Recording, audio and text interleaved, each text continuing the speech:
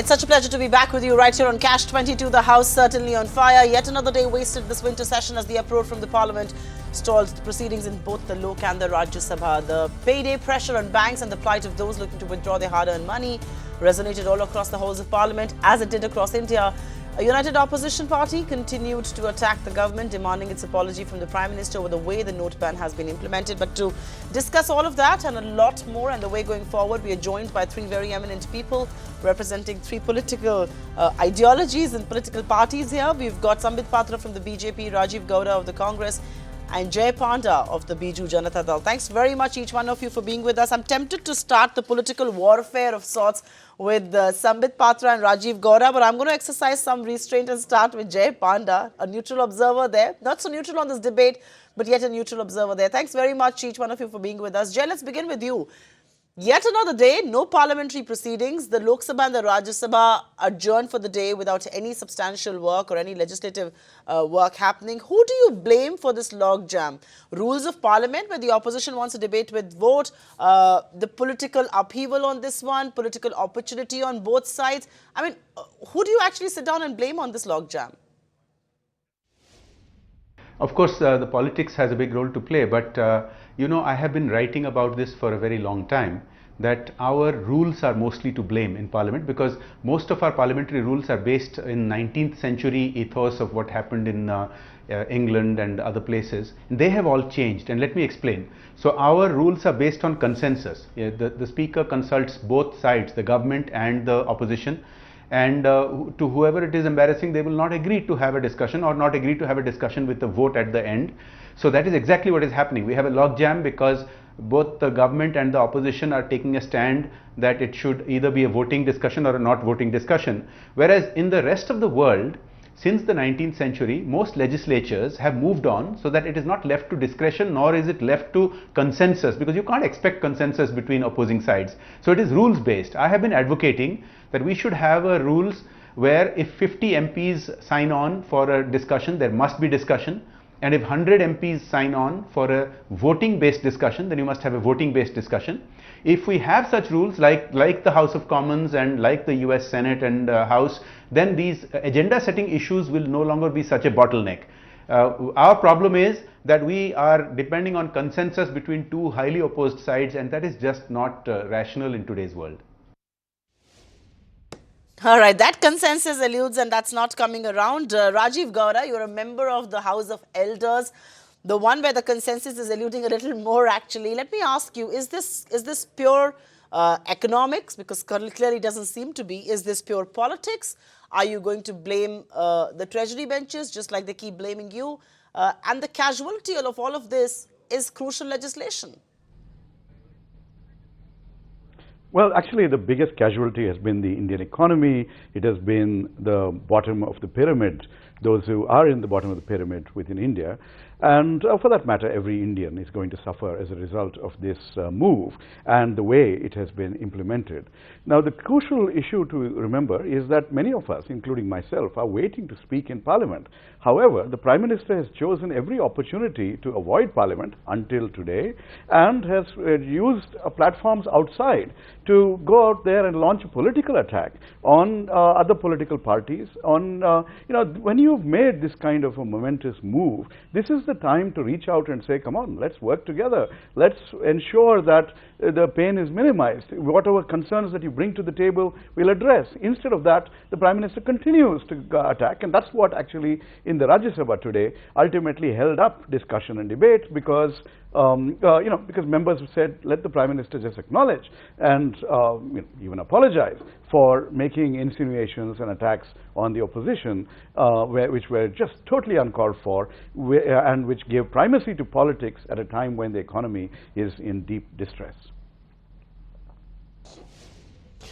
The economy is in deep distress and primacy to politics is a point that's being made by the Congress party. Sambit Patra, I want you to come in and counter that, because a lot of us here in the media and people who are stakeholders in the Indian economy are beginning to say that the political warfare is really leading us nowhere between the two principal parties or between a united opposition on one side and the BJP on the other, because this is really getting us nowhere. I mean, why doesn't the Prime Minister just come, speak, end of the matter in both houses, and we carry on? Yes, implementation is poor.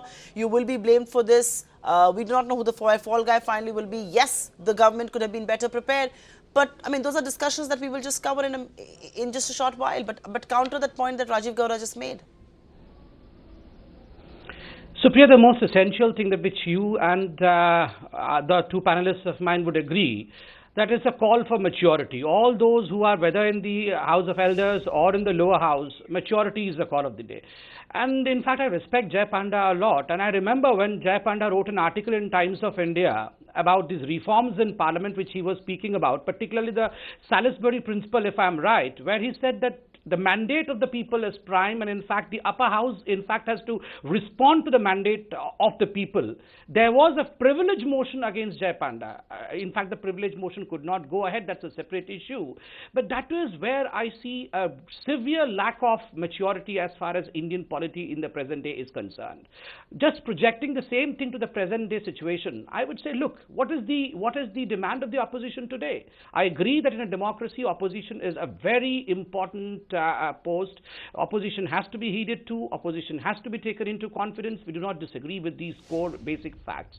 But look at the goalpost shift that the opposition has been doing. Number one, they say that, well, let's begin the discussion. The discussion began on November 16 without any problem. Certain questions were asked, certain suggestions were made. We heeded to certain suggestions. You remember the exemptions on the marriage, the 2.5 lakh one. It was a suggestion which we heeded to. And thereafter, from November 17, the kind of ruckus that has been created, which only shows the churlishness and the childish behavior of the opposition. Sorry, and don't mind my words, but that's the truth. Third, now they say the Prime Minister should be present. The Prime Minister was present. My friend from Congress, Mr. Gowda, was wrong when he said that the Prime Minister came for the first time. The Prime Minister had been present in the previous occasions as well.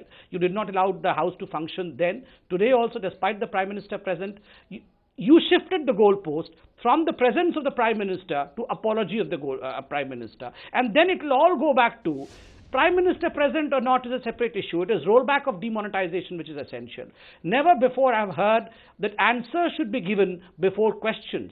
Issue is, you ask the questions on the floor of the Parliament as the opposition.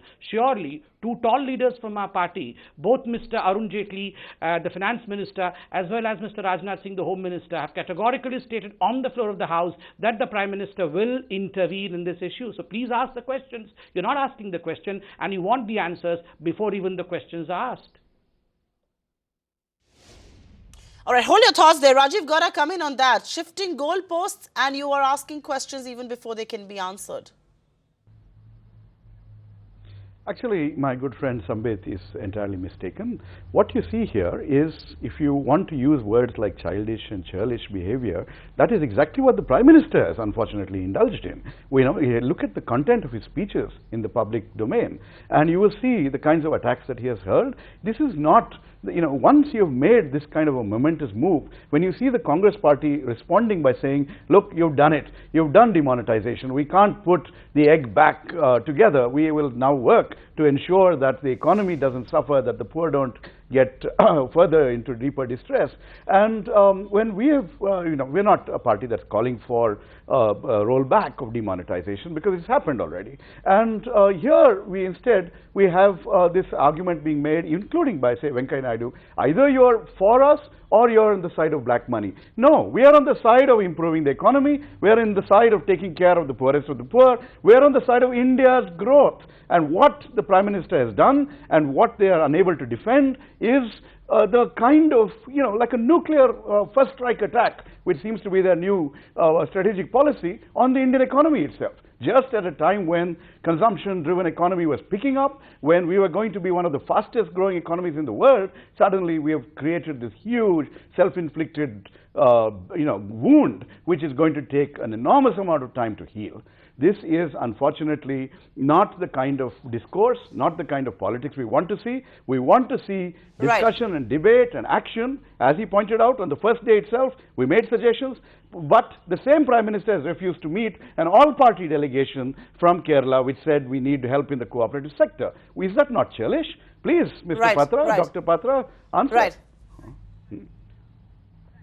No, Dr. Patra, I have another question coming your way. I think we've had a discussion on that. Dr. Patra, just hang on. I'm seeing your finger being raised. But I want to shift the focus and talk about the cash crunch that one saw on payday. There was commotion at banks. Banks were choked for funds. My question is, could preparation not have been better? This is pinching the common man. We've spoken about preparation from day one. It was announced on the 8th of November. Today is the 1st of December. It's payday. And a lot of Indians out there who perhaps deal in cash and otherwise haven't really got their pay slips today. Supriya, speaking very truly and from the heart, not just me as a spokesperson, but even the Prime Minister, the Finance Minister and other tall ministers have agreed to the fact that there have been certain inconveniences to the people. And despite the fact that people are being inconvenienced, they have largely stood in favor of this move. They have largely stood with the Prime Minister because they know that it is pain for today, but there is a large gain for tomorrow. And this leap, the people of the country are understanding. The irony is, the ones who are to debate in the parliament, the ones who are to formulate the policy are the ones who, despite understanding the nitty-gritty, the nuances and the facts, are trying not to understand because there is a political rhetoric which has to be built around this whole story. The second thing, as far as the preparation is concerned, I would just borrow these words from the Finance Minister, Mr. Arun Jaitley, when he said the preparation could not have been any better because of the fact that the secrecy had to be maintained. And India is no small country. I mean, 1.5 lakh banks, 1.3 lakh post offices, 86,000 functioning bank mitras or the bank correspondents that we say, all these money to be printed, to be sent to them before the announcement made on November 8th, keep it a secret, and then this mammoth task that has been taken up definitely would leave some amount of bruises here and a bruise there. But that does not mean the implementation has been absolutely wrong, as the opposition puts it. And despite the fact that, well, the opposition has a right to say, I would say, please ask this question. Rajeev Gowda ji is a very eminent person. He's from IIM. He had pertinent questions. Please ask these questions on the floor of the parliament. Get the answers. If we do not answer properly and to your satisfaction, the people of this country are observing every second of the parliamentary proceedings at their home. They would give a befitting reply. But the irony is, lot of television noise and wrong noises on the floor of the parliament. Please make rightful noises on the floor of the parliament. The country will in fact heed to you, will listen to you. I'm presuming here that you're really referring to the electorate, but Jay Panda, the question is really coming your way, the cash crunch that one is seeing, and you made this point earlier on about how the common man is supporting this. Yes, I agree the common man is supporting this, and I buy both yours and Sambit Patra's points, but perhaps the common man is not feeling the pinch too much right now because the economic downturn or the economic dent on this on account of this move is going to happen only 1-2 months down the line or perhaps a quarter down the line, and only then will reality sink in. Isn't that a fair assessment as well, Jay Panda? Indeed, I have spent time in my constituency and in other parts of Odisha and in Delhi, and have asked a fair number of people, and my sense, which is today getting, I think, corroborated by even media that were sensationalizing the difficulties. My sense is that there is very widespread support for this system, because even though people are suffering, and they are going through a lot of inconvenience, there's no two ways about that, there is a widespread belief that this is the first major step that has been taken in a very long time to tackle black money, and there is great deal of support by the people. Now, in terms of what effect it will have, I am somewhat cautiously heartened by two reports that I have read about. One is the Moody's report that came out a few days ago, and a couple of days before that, Fitch, another well-known ratings agency, was also quoted in the FT. And they both seem to be saying, that seem to be taking a cautiously optimistic stand, that the cost to the economy apparently is expected to be short term, with much potential gains in the long term. So if two important agencies are saying this, then I'm heartened, and let's keep our fingers crossed. Fair point. We all keep our fingers crossed as far as the fate of the Indian economy is concerned. But I'm going to touch upon the other leg of this debate and this discussion, because there is a lot of fear out there. And I'll tell you where the fear is coming from. Sambit Patra and Rajeev Gowda, I want you both to listen to this. Earlier today, there was speculation that the kind of gold that is in your possession during search and seizure, there was a lot of speculation around that report. Then the government, of course, came and clarified that nothing has been changed in income tax laws. It stays as it is. Sambit Patra, the fear is on account of the fact that a lot of people out there fear that for the first time, the taxman or the state is really going to be at my doorstep. You know, the tax guy is going to be unleashed on me. And the common man in India doesn't really want to get involved with anything that is going to be discomforting. Who would you blame for this fear psychosis? Supriya, you rightly pointed out that there had been a lot of rumor mongering which was put to rest by the government, and today I heard Mr. Jaitley speaking in Bhubaneswar also, and he has put lids over many of these rumors. Rumors would be part of politics, we all know that. But the most important part is when you say that the taxman would be on the door and that's why the common man is very fearful. I would like a slight amendment in this statement by saying that, look, the man who is honest, the common man who has nothing to do in amassing black wealth will never be tortured, and he knows it very well that he has not committed any wrong. He is a law-abiding citizen and no taxman can ever tax him. But the person who has ill-gotten wealth is a person naturally the one who has to worry about. And that's what Mr. Modi, the Prime Minister, has been pointing about. The honest need not worry, and the dishonest are the ones who are running for the sleeping pills. Naturally, the dishonest have to be worried. It is a mammoth task in the sense that for the first time this kind of reform has been taken where people with black money would be held accountable. This is something which is unprecedented, and that's the reason as to why there's a lot of speculations, lot of rumors attached to it, because Supriya, you would agree to me that never before a single decision has touched almost every Indian citizen. For the first time, every Indian citizen has been touched for a better benefit, and that's the reason as to why there are lots of rumors, but people are not buying those rumors. Remember, this is a huge country, 125 crore people. If people would have not bought this demonetization, if people would have been inconvenienced beyond the point, we would have seen mayhem on the street. God forbid, no mayhem on the street. People are smiling despite the inconveniences. Only means that people are ready to buy this. In some parts of the country today. Sambit Patra, just to clarify, there are ATMs that have been burnt. I'm saying there are ATMs that have been burnt in certain parts of the country when people did not get cash today. So do not make the mistake to think that there isn't groundswell against in some parts of the country on account of this move. Yes, by and large, you know, your Gujarat poll victory or Maharashtra may make you believe that perhaps this is the right thing, and in principle I support the move, but do not be misled to think that this has been so well executed that nobody is responding against this. But I want to take this question to Jay Panda, and Rajeev Gowda, I'm going to come to you next. Mr. Panda, the point that I made, plenty of speculation there. Just to clarify, I mean, the whole clarification that came on gold, the government was forced to clarify because there is this suspicion in the minds of the people that the state will be unleashed on me, and it doesn't take a very erudite rocket scientist to tell us that the hotbed of corruption is really the income tax guy. Why unleash him on the common man in India? The hotbed of corruption is not just the income tax guy, but let's be very frank, the root of it goes to political funding. And I have written about that, you know, this step that has been taken, remonetization, is a very important first step, but it must be followed up by other steps. I have written to the Election Commission and the Law Commission with specific suggestions on how to start making political funding more transparent, and that could be one step that should be considered. But there are many other steps that need to be considered. Now, as far as the state being unleashed, look, again, let me remind you, by a very wide margin, the average citizen seems to be supporting this, and so I think if there is concern about the state being unleashed, it really ought to be for people who have black money that they want to convert into the system. And you talked about uncertainties. Action should be taken on that. You know, there was a lot of rumors for many days that Jan Dhan accounts were suddenly going from 0 deposits to 49,000 rupee deposits. And so the government seems to have reacted to that with putting a withdrawal restriction on Jan Dhan amounts. That withdrawal can't remain permanently. They need to take some further steps to separate the wheat from the chaff. Genuine Jan Dhan accounts must be allowed to draw their money. And if there are Jan Dhan accounts which have been used for recycling or rehabilitating old currency, then there must be a sharp crackdown. The state must crack down.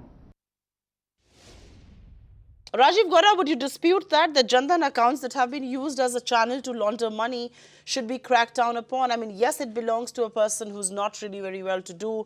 There's a limit on this, but why should Jan Dhan account be laundered? And the kind of money that has gone into these Jan Dhan accounts all across the country is, I mean, not everybody who had a Jan Dhan account had 49,000 lying with them.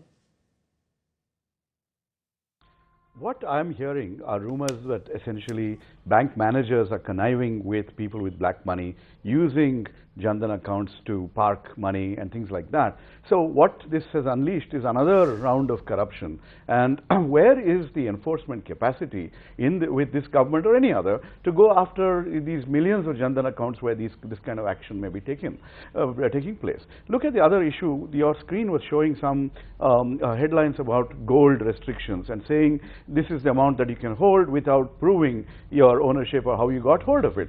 You know, most Indians, okay, have inherited gold. Gold has always been a source of, a focus for saving, and it is something that you inherit. If you ask where did your grandmother's gold get purchased, and show me the receipt today, otherwise the government is going to seize it. I mean, what is going to happen? You're going to create some fear psychosis amongst the people of India. This is, what happened to that minimal governance, minimal government slogan? You know, you're going to get the exact opposite. So these are terrible. But I also want to point out, in response to some of the other people maybe going along, both my friends Jay Panda and Sambit Patra are saying people are supportive. People are just living with this because they have no other alternative. Essentially, people at the bottom of the pyramid are suffering from welfare shocks. People have been sent home from construction sites. The trucking industry has stopped, has ground to a halt. You've seen huge problems with microfinance and women being affected. They are all voiceless in this larger debate. We are trying to bring their voice to the public's attention, and essentially there has been a huge impact. It's just that we have no alternative but to bear, not grin and bear this, but to sort of just say, okay, when will this nightmare end? Okay, and we are hoping that the government will get its act together. But we are seeing more and more rules and counter rules and reversals, and it's some comedy of errors, and it's turning into a mega farce. Right. Unfortunately, the last laugh is being had by Prime Minister Modi at the expense of the people of India and the Indian economy. Sambit Patra, I'm tempted to bring this to you, and I'm tempted to support you on this, that what you call war room can be called flip-flop, and there are both sides to argue on that. But the larger point, Sambit, really being made is that the entire exercise is supposed to extinguish some money, because there is some unaccounted for wealth that's lying in the system. If it doesn't make it back, it has to be extinguished. Now, let's presume for a minute that 13 lakh crore makes it back to the banking system. We extinguish only 1 or 2 lakh crores by the end of this. Will this exercise then be worth it? Now, I would not go by presumptions that 13 lakh crore would make back to the banking system and we would only save 1 or 1.5 lakh crore. I would not go by those presumptions. I would rather wait for the declaration to be made. Number two, I've been hearing Mr. Gowda this whole debate, and I had these suspicion right from the very beginning. Mr. Gowda, in fact, extinguished them by saying that, no, we do not want the rollback of demonetization. It is only implementation that we are questioning. But after the depth of the debate that I have heard today, it appears as if most of the Congress wants the rollback of demonetization. It is not just the implementation, because had it just been implementations, a point here or a point there, then discussion on the floor of the Parliament in a very organized manner is what would have taken away that. If you had certain points to make certain exemptions that should have helped the public, you would have kept those points. But the ruckus on the floor of the Parliament and outside the Parliament only points to the fact that though they are posturing publicly by saying that they do not want the rollback of demonetization, what they really want is the rollback of demonetization, and they're just playing this hoopla of implementation. Because had they really had the intention of improving implementation, their body language, what they said, and how they perform on the Parliament's floor would have been totally different. You are also convinced, Supriya. Jay Panda is also convinced, and I am also convinced that this is small pain for large gain. Similarly, as it is 3:1 in this panel today, despite the fact that we may be belonging to other political parties or a neutral person. Sambit, I am the anchor of the show. I decide whether it's 3:1 or 2:1. Hang on. I am the anchor of the show. Let me decide if it's 3:1 or 2:1. I just want your thoughts there. I was telling out. No. I have a question. I have a question coming. I have a question coming Jay Panda's way. Sambit, you'll have to hold on there because we have to move on with this discussion. I'm hard pressed for time. Mr. Panda, could other reforms like the GST, and I think Amit Mitra has made this statement earlier today, or I think yesterday, he spoke about the fact that GST could be held hostage to this. Do you believe there is fear that on account of demonetization, the collateral damage could be reforms like the GST? Jay Panda? I have read in the media today the comments of the West Bengal Finance Minister, who is the chairman of the Empowered Committee, indicating such a thing. And if something like that were to happen, I think it would be very unfortunate, because the GST has been under discussion for many years, and particularly it got a thrust over the last few months with a more or less unanimous support across the political spectrum with few exceptions.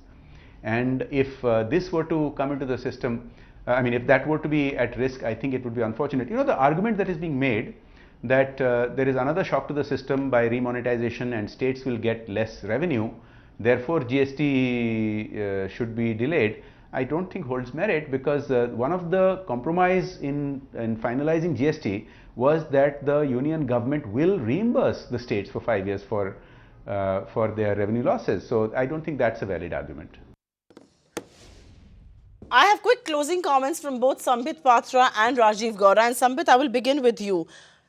Do the perceived political gains at the end of this exercise, do you believe the perceived political gains, will they bypass the economic mess that seems to have created, or the economic loss that we may see? The answer is very simple. Narendra Modi's image today, leave aside India, globally, has not diminished in any way.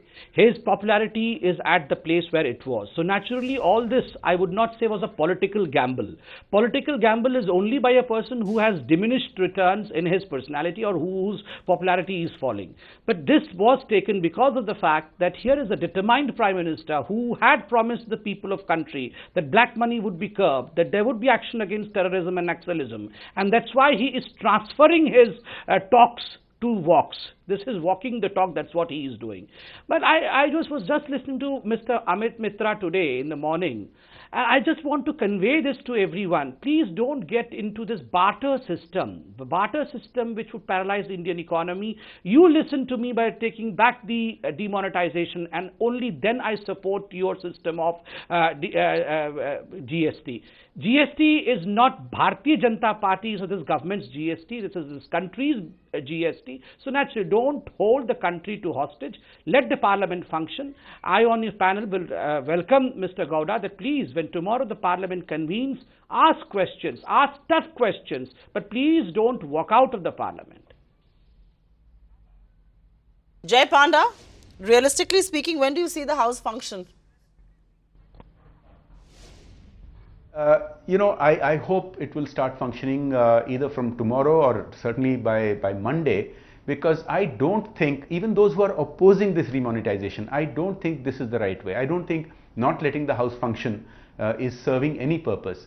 Even if you're opposing the remonetization, the best way is to argue it out on the floor of the parliament, let the whole country hear the arguments, and without doing that, whether you support or you oppose remonetization, House not functioning is not a good thing at all. Rajeev Gowda, you want to come in on that? He hopes the House will begin to function from tomorrow. Are you as optimistic?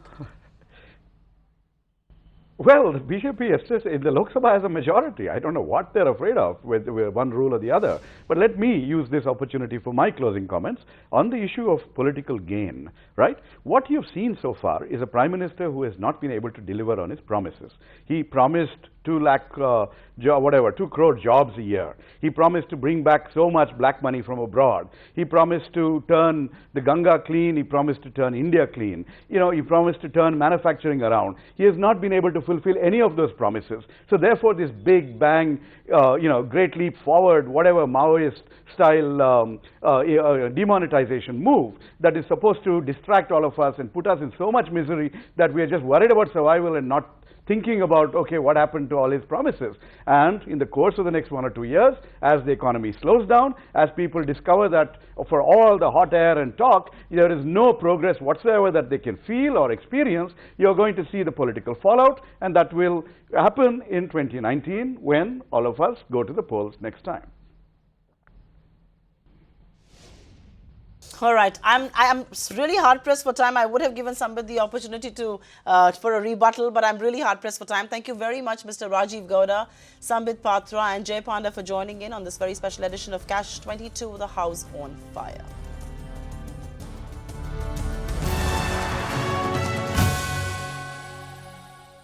Find us on Facebook at facebook.com/ETNow and don't forget to click the like button. You can also follow us on Twitter at ETNow Live. To stay updated with all our programming, hit the subscribe button on our YouTube channel by logging on to youtube.com/user/ETNow.